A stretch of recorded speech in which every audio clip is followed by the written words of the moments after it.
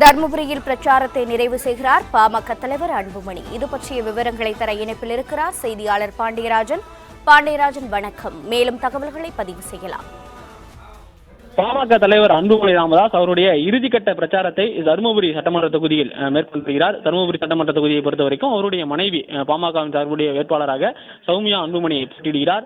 கிட்டத்தட்ட 15 நாட்களுக்கு மேலாக பிரச்சாரத்தை மேற்கொண்டிருக்கக்கூடிய அன்புமணி ராமதாஸ் அவர்கள் தற்போது அந்த இறுதிக்கட்ட பிரச்சாரத்தை இன்று தருமபுரி தொகுதியில் பல்வேறு பகுதிகளுக்கு சென்று அந்த பிரச்சாரத்தை முன்னெடுத்து வருகிறார். மாம்பழ சின்னத்திற்கு வாக்கு கேட்டு அவருடைய பிரச்சாரத்தை இருக்கிறார். நேற்று மற்றும் இன்று ஆகிய இந்த 2 நேரங்களிலும் அதிமுகவினுடைய பொதுச்செயலாளர் இருக்கக்கூடிய எடப்பாடி பழனிசாமி அவர்களுடன் ஒரு பிரச்சாரத்தை மேற்கொண்டிருந்தார். இன்று காலையிலும் அவர் சேலத்தில் இருக்கக்கூடிய கோட்டை பகுதியில் அவருடைய அந்த பிரச்சாரம் என்பது இருந்தது. அதன் பிறகு தருமபுரி சட்டமன்ற தொகுதிக்குட்பட்டு சௌமியா அன்புமணி ஆதரித்து தற்போது பிரச்சாரத்தை இறுதிக்கட்ட பிரச்சாரத்தை அவர் முன்னெடுத்திருக்கிறார்.